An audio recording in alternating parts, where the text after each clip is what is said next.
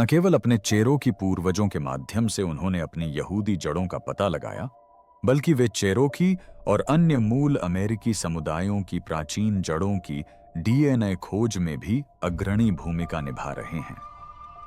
अप्पालाचियन पहाड़ों की गहराई में एक ऐसा रहस्य छिपा है जिसे अमेरिका कभी आपको बताना नहीं चाहता था। उत्तरी अमेरिका की सबसे प्राचीन जनजातियों में से एक चेरोकी लोगों के डीएनए में ऐसी बातें हैं जो इतिहास के बारे में हमें बताई गई हर बात को चुनौती देती हैं। वैज्ञानिकों को मूल निवासियों की स्पष्ट वंशावली की उम्मीद थी, लेकिन उन्हें जो मिला वह कुछ विचित्र था। एक ऐसी चीज जिसने चेरोकी लोगों को एक अलग सभ्यता से जोड़ दिया। सदियों से इस रहस्य की फुसफुसाहट को दबा दिया गया, शांत कर दिया गया या खारिज कर दिया गया। लेकिन जैसे जैसे आधुनिक शोध सच्चाई को उजागर कर रहा है, यह सवाल और भी बुलंद होता जा रहा है। आखिर चेरोकी लोग कौन थे और उनका डीएनए अमेरिका का सबसे बड़ा रहस्य क्यों बन गया है? इस वीडियो में हमारे साथ जुड़ें और इस खोज के जवाब जानें। डीएनए का वो झटका जिसने सब कुछ बदल दिया। चेरोकी डीएनए का रहस्य उस बात से शुरू होता है जिसे वैज्ञानिक कभी पहले से ही समझते थे। दशकों तक कहानी स्पष्ट थी। लगभग 15,000 से 20,000 वर्ष पूर्व अंतिम हिमयुग के दौरान साइबेरिया से अलास्का तक भूमि पुल पार करने वाली कुछ संस्थापक माताओं के एक छोटे समूह से सभी मूल अमेरिकी आए थे। यह सिद्धांत, जिसे भूमि पुल मॉडल के नाम से जाना जाता है, माइटोकॉन्ड्रियल डीएनए पर आधारित था, जो आनुवंशिक सामग्री केवल माताओं से बच्चों में स्थानांतरित होती है। पाठ्य पुस्तकों में यह दावा किया जाता था कि प्रत्येक मूल अमेरिकी 4 मात्र हैप्लो समूहों ए, बी, सी या डी में से किसी एक से संबंधित है। बाद में अनिच्छा से 5वां हैप्लो समूह, जिसे एक्स कहा जाता था, जोड़ा गया। हालांकि इसे अत्यंत दुर्लभ माना जाता था। वैज्ञानिकों का तर्क था कि ये समूह मूल अमेरिकियों को एशिया से मजबूती से जोड़ते हैं, न कि यूरोप, मध्य पूर्व और निश्चित रूप से अफ्रीका से। लेकिन जब शोधकर्ताओं ने चेरोकी वंशजों का परीक्षण शुरू किया तो सब कुछ बदल गया। अपेक्षित अ, बी, सी और डी के बजाय उन्हें कुछ ऐसा मिला जिसने आधिकारिक कहानी को ही उलट दिया। चेरोकी डीएनए में हैप्लो समूह टी, यू, जे, एच और एक्स की उच्च आवृत्ति पाई गई, जो साइबेरिया से नहीं आए थे। ये मार्कर भूमध्य सागर, मिस्रवासियों, उत्तरी अफ्रीका के बर्बरों, मध्य पूर्व की यहूदी आबादी और लेबनान और इजराइल के द्रुज लोगों से जुड़े थे। यह खोज महज अकादमिक संयोग से कहीं अधिक थी। इसने अमेरिकी इतिहास की नींव हिला दी। यदि कोलंबस के नई दुनिया में कदम रखने से बहुत पहले ही चेरोकी लोगों में ये लक्षण मौजूद थे, तो उनके पूर्वजों का दुनिया की कुछ सबसे प्राचीन सभ्यताओं से गहरा आनुवंशिक संबंध था। और सबूत गुमनाम प्रयोगशाला परिणामों तक ही सीमित नहीं थे। इससे यह सवाल उठने लगे कि और क्या-क्या छिपाया गया था, अनदेखा किया गया था या छुपाया गया था। एक के बाद एक परिवारों में चेरोकी डीएनए ने ऐसी कहानियां उजागर की जिन्हें कोई पाठ्य पुस्तक समझा नहीं सकती थी। सबसे चौंकाने वाले उदाहरणों में से एक एल्विस प्रेस्ली से आया। बहुत कम लोग जानते हैं कि एल्विस अपनी मां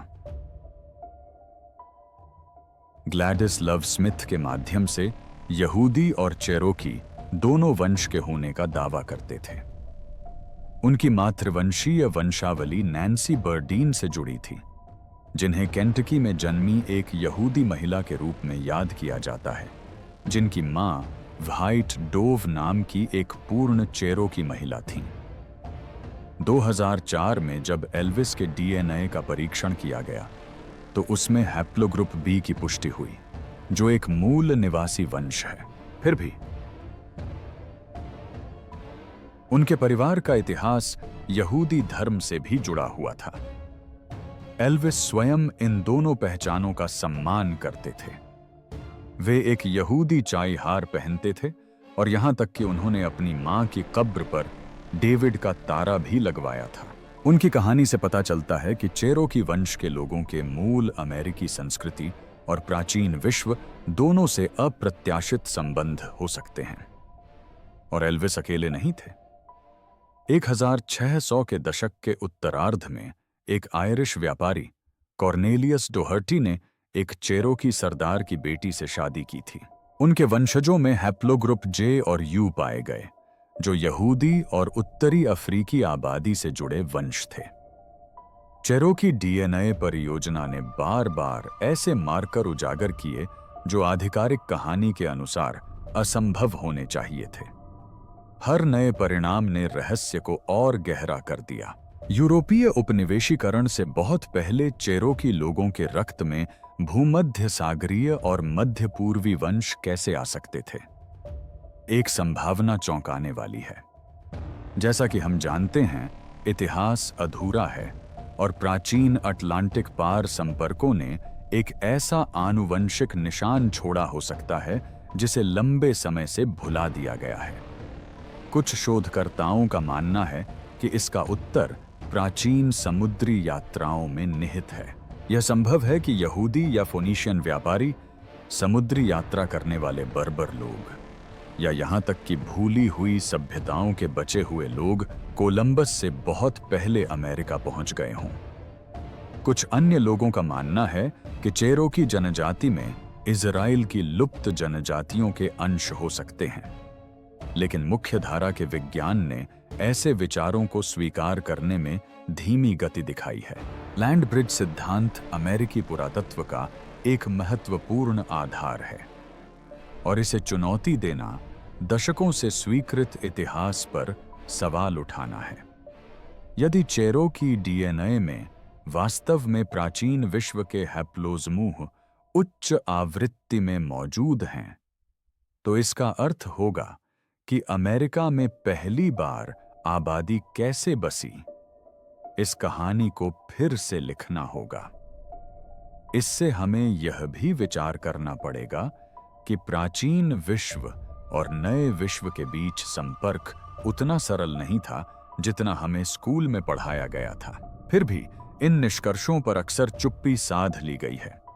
आनुवंशिकी राजनीतिक रूप से संवेदनशील विषय है, विशेषकर जब यह मूल अमेरिकी पहचान से जुड़ा हो। सरकारों, संस्थानों और यहां तक कि जनजातियों के पास भी सावधानी बरतने के कारण हैं।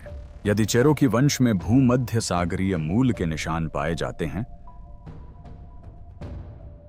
तो इससे वंश, विरासत और यहां तक कि भूमि अधिकारों को लेकर भी बहस छिड़ सकती है।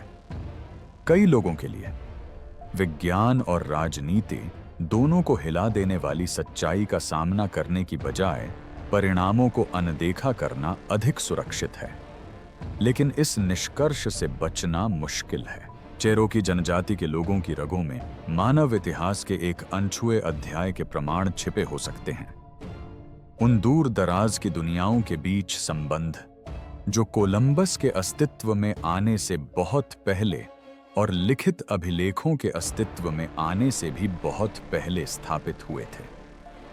तो डीएनए से जुड़ा यह नया रहस्य चेरोकी लोगों और पूरी दुनिया के लिए वास्तव में क्या मायने रखता है, जानने के लिए देखते रहिए। चेरोकी विरासत और रहस्य का भार।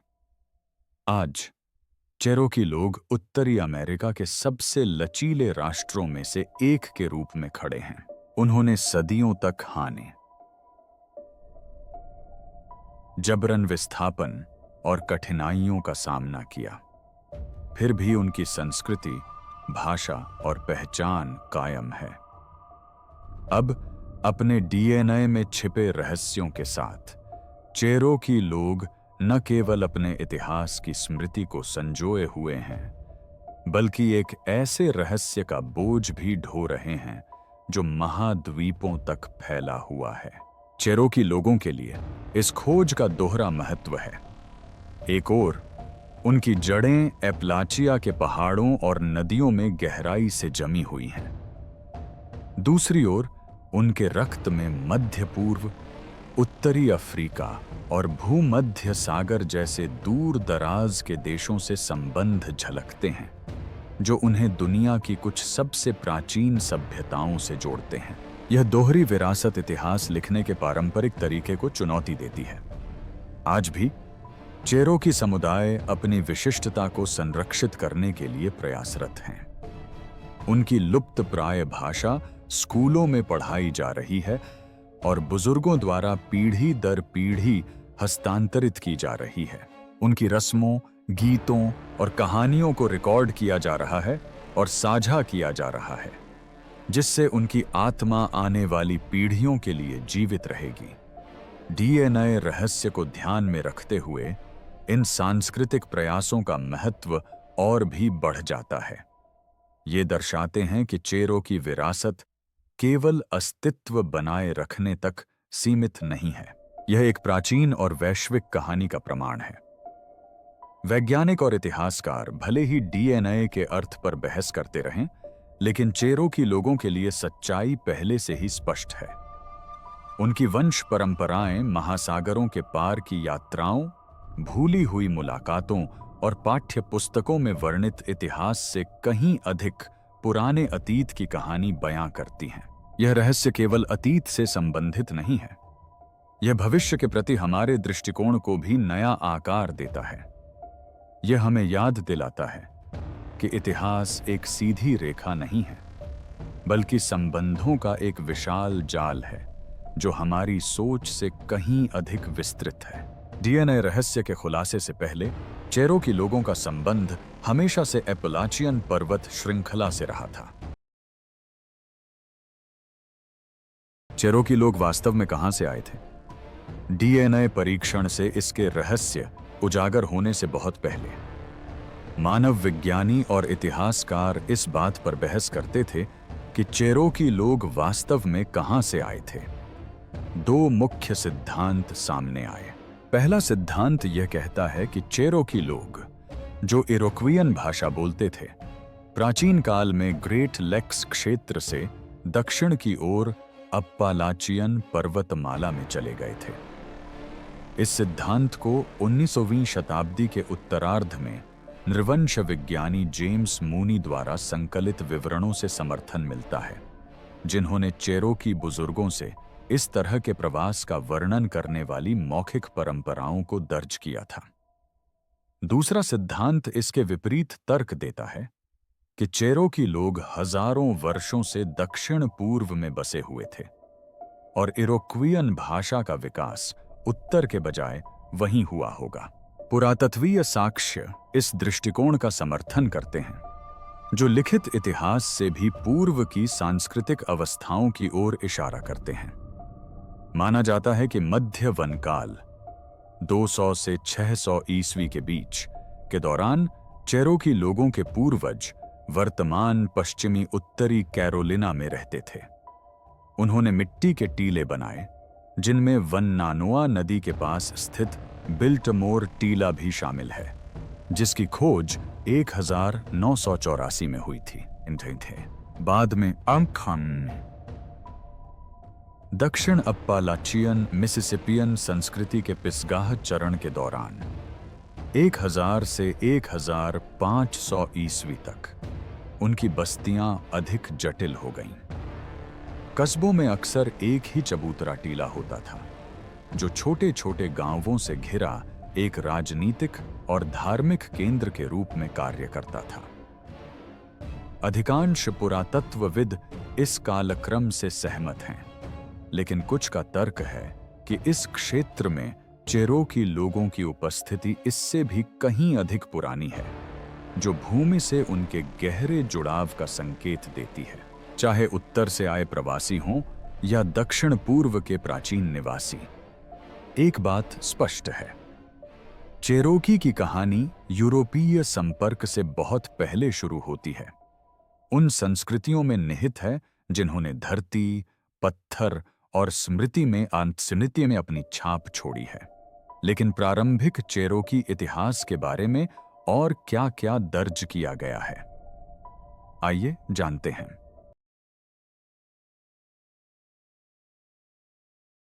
चेरोकी जनजाति की प्राचीन व्यवस्था।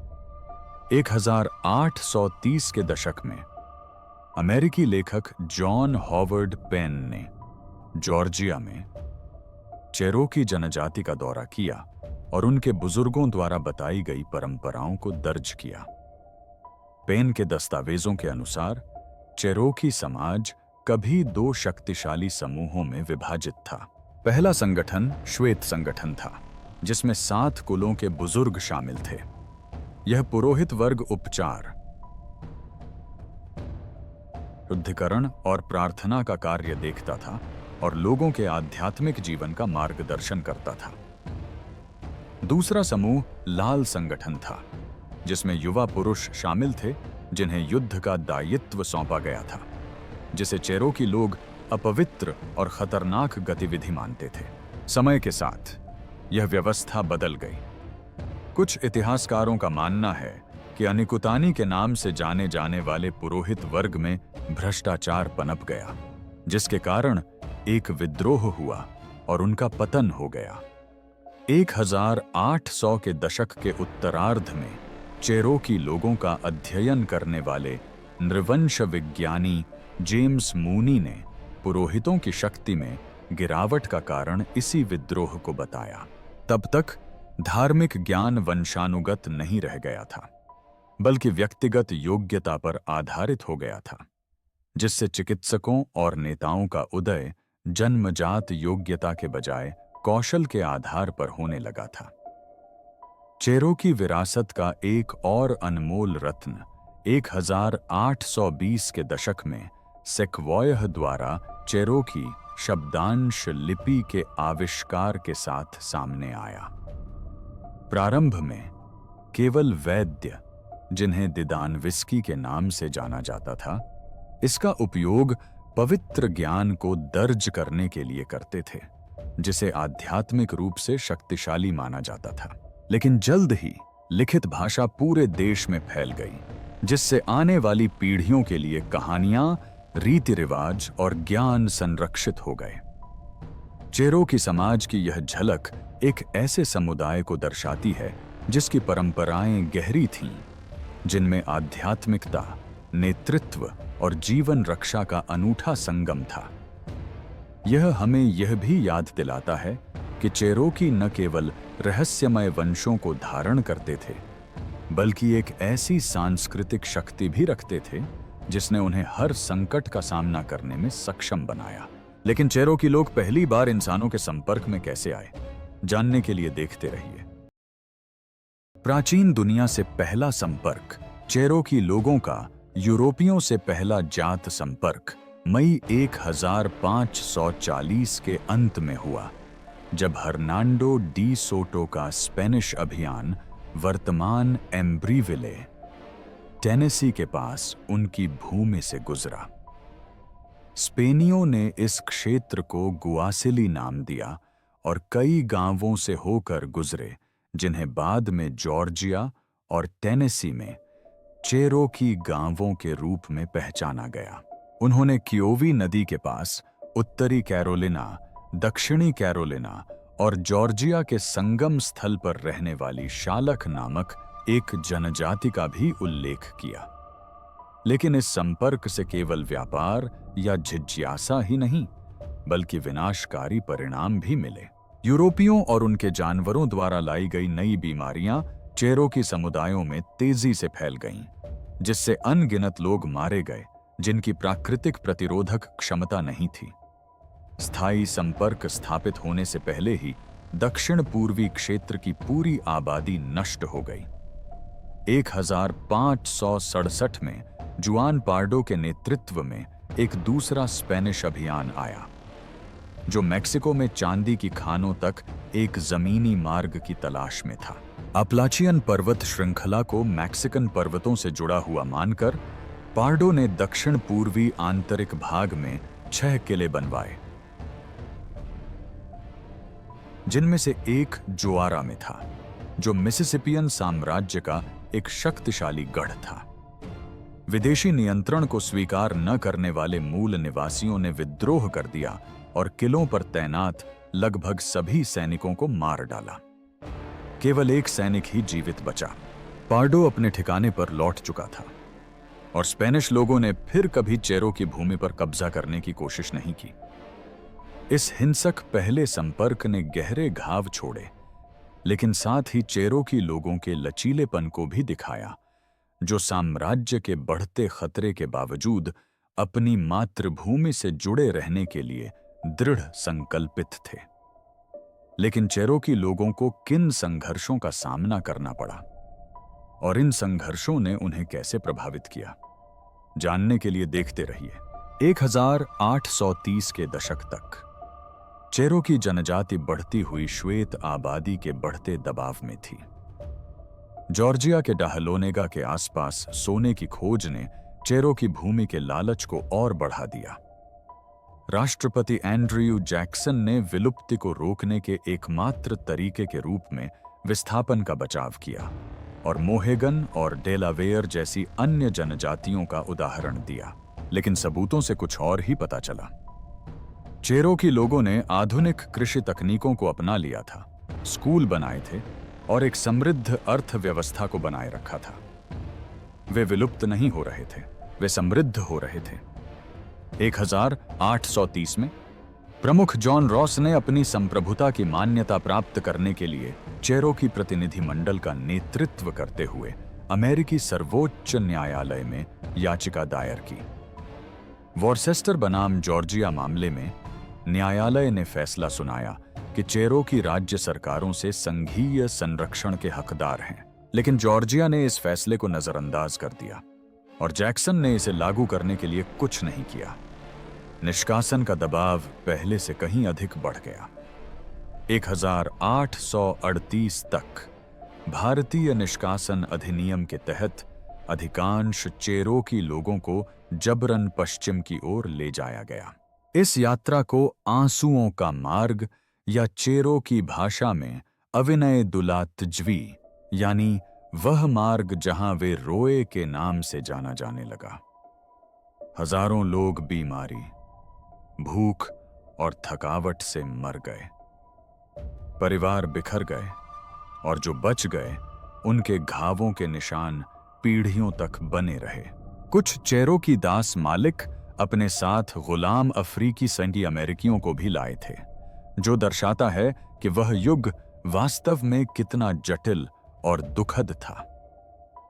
भारतीय क्षेत्र में पहुंचने के बाद भी संघर्ष ने राष्ट्र को टुकड़ों में बांट दिया। 22 जून 1839 को मेजर रिड्ज, जॉन रिड्ज और एलियास बॉडेनोट की हत्या उनके ही चेरोकी साथियों ने कर दी, जिन्होंने न्यू इकोटा संधि को विश्वासघात समझा था। न सिर्फ बाहरी लोगों के हाथों खून बहा, बल्कि देश के भीतर भी खून की बौछार हुई।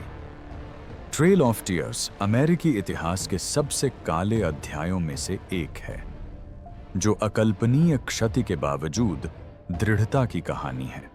चेरोकी लोगों के लिए यह इस बात का प्रमाण था कि चाहे वे अनुकूलन के लिए कितना भी संघर्ष करें, उनके अस्तित्व की परीक्षा सबसे कठिन परिस्थितियों में ही होगी। तो महिलाओं ने चेरोकी परंपरा को कैसे संरक्षित रखा, आइए जानते हैं। महिलाएं जीवनदाता और परंपरा की रक्षक।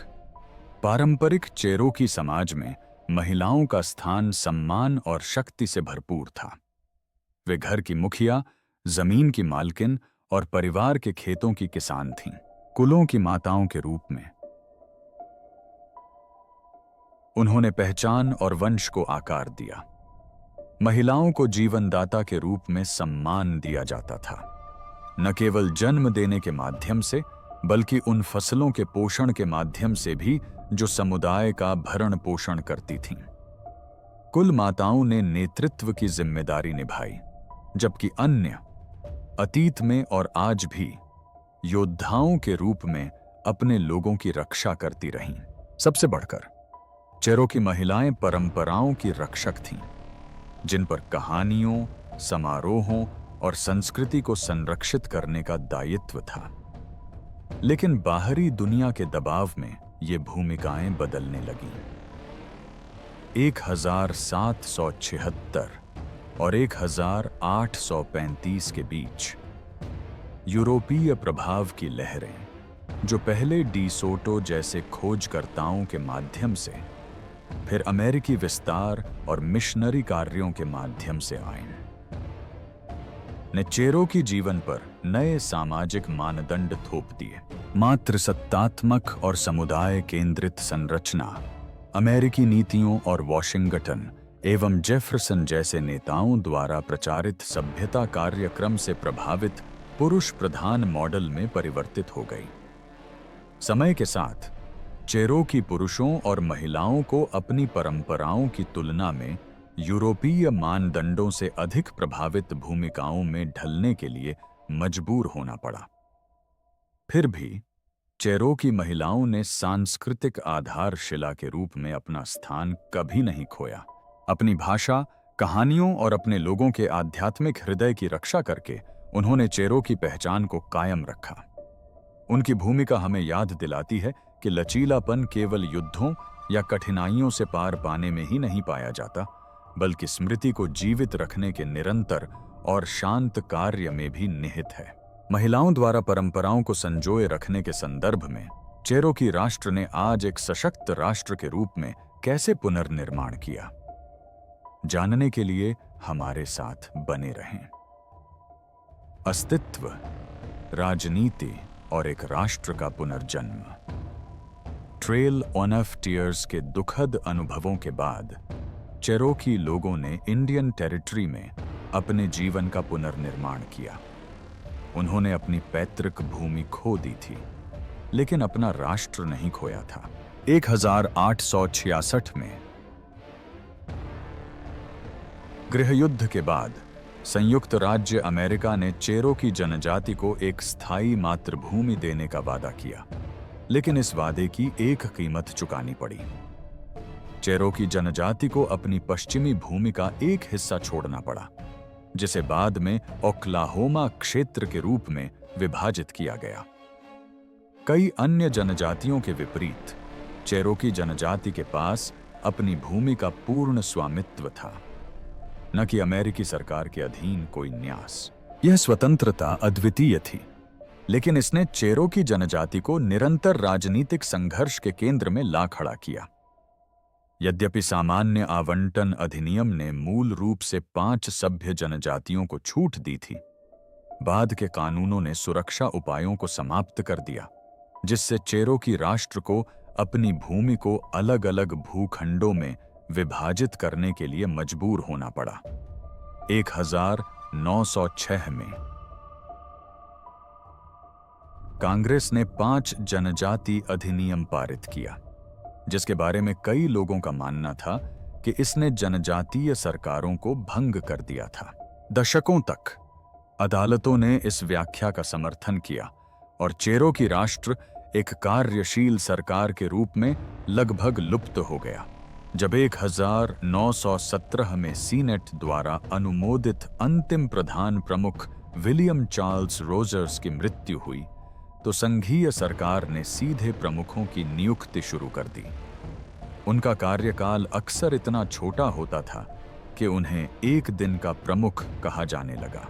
6 लोगों ने यह उपाधि धारण की, जिनमें से पहले एपोनी पी कनिंघम थे। उन्होंने नवंबर 1919 में 2 सप्ताह से कुछ अधिक समय तक सेवा की। यह इस बात का एक दर्दनाक प्रतीक था कि चेरोकी लोगों को उनकी कभी मजबूत रही स्वशासित प्रणाली से कितनी दूर धकेल दिया गया था। 1930 के दशक में फ्रैंकलिन डी की रूजवेल्ट की न्यू डील के दौरान स्थिति बदलने लगी। उनके प्रशासन ने 1934 के भारतीय पुनर्गठन अधिनियम के तहत जनजातियों को पुनर्गठित होने के लिए प्रोत्साहित किया। चेरोकी जनजाति ने इस अवसर का लाभ उठाया। 1938 में वे फेयरफील्ड, ओक्लाहोमा में एक आम सम्मेलन आयोजित करने और अपने स्वयं के मुखिया का चुनाव करने के लिए एकत्रित हुए। J.P. मिलम ने चुनाव जीता और 1941 में स्वयं रूजवेल्ट ने चुनाव की पुष्टि की। चेरोकी राष्ट्र ने संप्रभुता की ओर पहला कदम बढ़ाया था।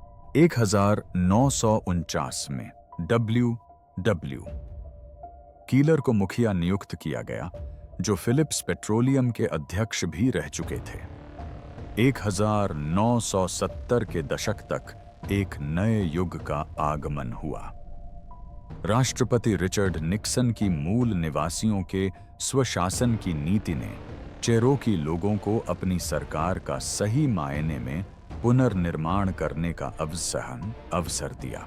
जनता ने कीलर को मुखिया चुना, जिससे नियुक्ति प्रणाली की जगह एक बार फिर लोकतंत्र स्थापित हुआ।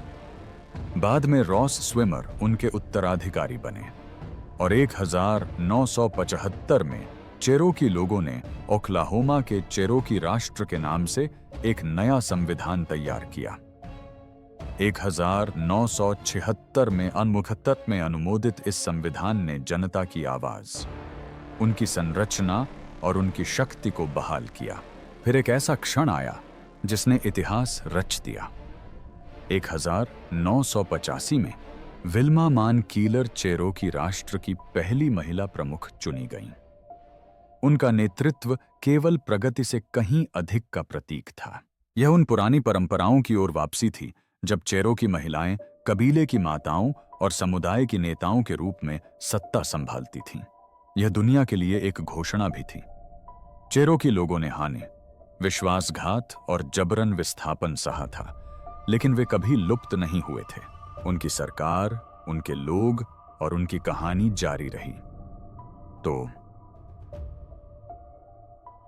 चेरोकी लोगों के डीएनए रहस्य के बारे में आपके क्या विचार हैं? नीचे कमेंट सेक्शन में हमें बताएं। यह वीडियो देखने के लिए धन्यवाद।